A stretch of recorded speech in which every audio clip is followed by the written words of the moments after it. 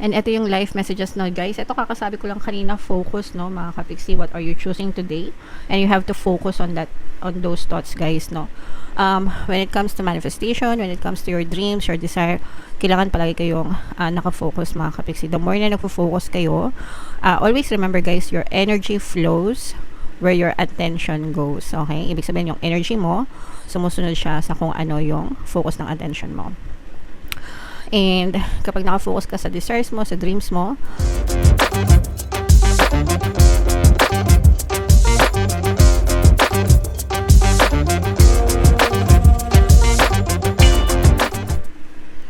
hello guys, hello Aquarius, welcome back to Pinoy Pixie Tarot. Ang pamagat ng episode natin for tonight is OOTM Oracle of the Month para ngayong June mga kapixie para sa Aquarius, Sun, Moon, Rising Sign, and Venus. Meron tayong tatlong set ng decks dito guys. Ito yung para sa spiritual message nyo, ito yung para sa life messages, and ito naman yung para sa love life mga kapixie. Unahin natin yung spiritual message guys.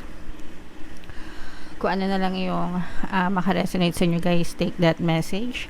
And by the way mga kapiksi, sa mga naghahanap ng mga pampaswerte na lucky charms, lucky bracelet, lucky crystals mga kapiksi, may mga items tayo sa description box nitong video. Click nyo lang yung mga items doon, tapos pwede nyo na rin i-check out mga kapiksi. So ito yung ating spiritual message para sa inyo guys. So tingnan natin kung ano yung ibig sabihin nito mga kapiksi. New blueprints guys. So powerful meaning changes starts with you today. Ayan, palagi ko yan sinasabi mga kapiksi. Despite our desire for change, we can be overwhelmed by all that's going on, and making a positive impact can seem impossible.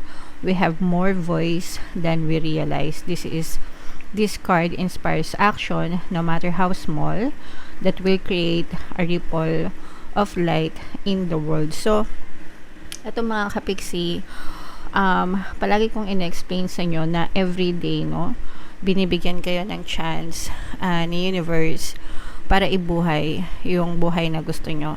Now, hindi naman siya mag-e-effect agad-agad because you have to change your habits, your patterns, your thoughts or beliefs mga kapiksi, no? Especially if you have like a lot of blocks or if you have like a lot of negative stories sa isip nyo. But if you persist every single day mga kapiksi, tuwing gumigising ka, what do you want for today, diba? What are you choosing today? Ganun yun eh. Just start with that small habit mga kapiksi. Pagkagising mo, anong pinipili mo ngayon, diba? Pinipili ko maging masaya, pinipili ko maging kampante or kalmado. Pinipili kong ng kapayapaan, pinipili kong maging masaya, pinipili kong maging masagana, di ba? Pinipili kong maging grateful, no? Gawin mo yung habit na yon everyday na gumigising kayo mga kapiksi. Ask yourself, what are you choosing today? Anong pinipili mo ngayon? And then kapag nasagot mo yon, you start thinking thoughts, no? Na align dun sa pinipili mo, no? So ganun lang mga kapiksi. Kumbaga, never mind muna yung result, no? Wag nyo munang titigan agad-agad yung resulta, yung movement, no? Just make a small habit mga kapiksi everyday. Kapag nag-gym kayo guys, kunwari, let's say for example, gusto mo mag-gym, gusto mo magpalaki ng katawan, yung una, 2 araw na pagpunta mo sa gym, malaki ba agad muscle mo? Syempre hindi, di ba? Nabawasan ka na ba agad ng timbang? Di ba hindi naman? It takes time mga kapiksi. Ganun din sa buhay natin. It takes time for things to happen, but the moment na nag-isip kayo, you're already building that muscle, no? Kumbaga, the moment na nag-step up kayo sa gym or nag-show up kayo sa gym, the moment na binitbit mo yung dumbbell or whatever, nag-start ka na mag-build ng muscle. Ganun din sa buhay natin. The moment na you choose your desire, you choose happiness, you choose abundance, pinipili mo na yun, nag-i-start na yung manifestation mo. You just have to wait na makita mo yung full-blown na result, mga kapiksi. Okay? You are part of a bigger picture, a greater story, and your actions, your choices, your presence are making a difference. Yan yun, di ba? Your actions, your choices, yung choices na sinasabi dito guys, yung choice of thoughts mo. Yung sinasabi ko, what are you choosing today, di ba? Those are your choices, mga kapiksi. They're making a difference. You have more power than you realize. Focus on what you can do and do it well. Change takes time. So make plans and start now, di ba? It takes time, mga kapiksi, pero if you persist, lalabas din yung mga muscle mo sa katawan. Basta mag-persist kayo, mga kapiksi. Napakaganda ng message para sa inyo, guys. Kaya siya new blueprints, kasi ibig sabihin you are choosing your new you, your new life, di ba? What are you choosing today, mga kapiksi? Ask yourself, okay? So, napakaganda ng message. This is why I love reading oracle readings, guys. Kasi, ang sarap mag-explain ng mga ganyan. Sana lang naiintindihan nyo. So, up next naman is yung life messages, guys. Habang sinashuffle ko to, panoorin nyo muna yung video natin regarding sa ating paano mag-manifest ng abundance video course. Kapiksi, sawa ka na ba sa mga struggles at hirap sa buhay mo? Masipag ka ba at masikap sa buhay ngunit hindi ka pa rin umaasenso? Ilang beses ka na bang nag-attempt mag-negosyo at mag-invest pero palagi ka pa rin nalulugi? Sa pagkakataon na ito ay maaaring may subconscious beliefs ka na nagiging balakid sa iyong pag-unlad at pagyaman. Introducing, paano mag-manifest ng abundance video course. Dito ay matututunan mong ma-overcome ang mga balakid mo para tuluyan ka ng umunlad, umasenso, sumagana, maging matagumpay, successful at maswerte sa iyong kabuhayan, pera, trabaho, negosyo, salapi at kaperahan ng bonggang-bongga.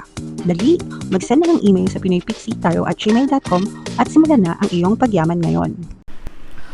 Alright, so sa lahat ng gusto mag-avail ng course, guys, naka-flash sa screen nyo. Una, meron tayong paano mag-manifest ng abundance video course.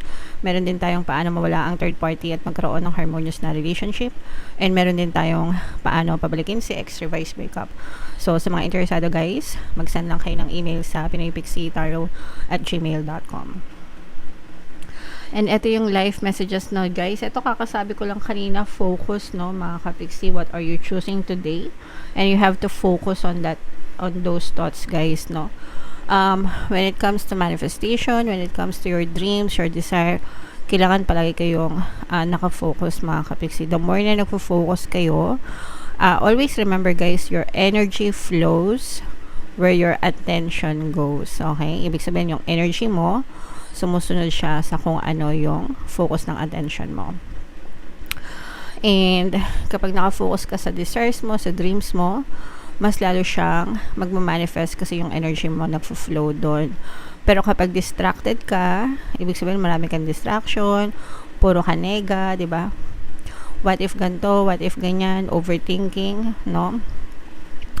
So yung energy mo nagfo-flow din dun sa pagkanega. So, what do you think will happen sa manifestation nyo? Syempre, yung nega, yun yung mapupush out. Kasi yun yung binuhusan nyo ng attention. Yung energy nyo nag-flow dun kesa dun sa desire nyo. Okay? So, focus, guys, dun sa desires, mga kapiksi. And then, you have clarity. Ito yung kalinawan ng isip, mga kapiksi, no? So, make sure na malinaw yung isip mo all day, every day. Although, syempre may mga times na maninega tayo, 'di ba? Hindi naman tayo robot, no? We are humans. And the reason kung tayo naninega is syempre may mga nakikita tayo, so natitrigger yung emotions natin.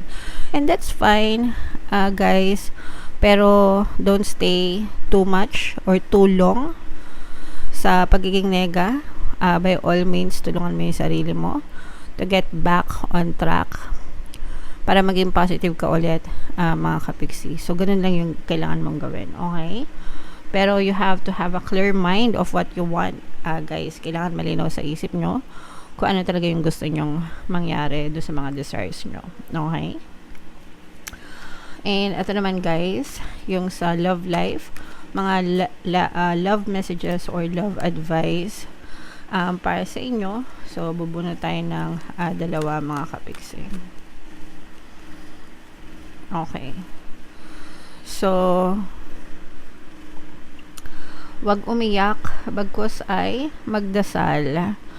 Syempre, hindi naman natin maiwasang hindi umiyak, guys, dahil tayo, sabi ko nga, we are humans, may mga emosyon tayo. So, yung emosyon natin, lumalabas yan ng kusa, no? Automatic yan. So, syempre, natural lang na umiyak. Pero, wag masyadong matagal, wag masyadong ngal-ngal, di ba? Idaan nyo sa dasal, mga kapiksi. And if you pray, sometimes when we pray, we cry, no? Di ba? Umiiyak din tayo pag nagdadasal tayo, and that's fine. Para ma-cleanse kayo, malabas nyo lahat ng emosyon nyo. Pero pagkatapos nun, tama na. Okay? Wag na masyadong nega, mga kapiksi. And wag nyong idama yung relasyon nyo sa mga problemang pinansyal. Kung meron kayong mga financial problems, di ba? Minsan hindi maiwasan, lalo na sa isang household, sa isang bahay, problema mag-asawa, problemang pera. Kapag walang pera, nag-aaway, nagkakagulo, no? Nasisira pati yung relasyon. So, okay lang yung money problem, guys. Madaling solusyonan yun, no? Extra income lang, konting kembot lang, konting sideline lang. Pwede kayo magkaroon ng extra income. Pero yung mag-away pa kayo, dahil lang sa pera, mahirap ayusin, mga kapiksi, okay? Kaya wag nyo nang hayaan na madamay pa yung relasyon nyo sa mga usaping pinansyal, guys, okay? Alright, so comment down below if naka-resonate kayo, guys, and kung sang message kayo naka-resonate, dito ba sa spiritual, dito ba sa life messages, or dito ba sa love life, mga kapiksi, comment down below. And for more tarot readings, guys, ito yung playlist nyo. Ito naman yung ating success stories ng paano mag-manifest ng abundance video course. Click here to subscribe, guys. And ito naman yung ating mga pampaswerte subliminals. Thank you for liking, sharing, and subscribing. See you next time. I love you all, guys. Have a nice day. Bye-bye.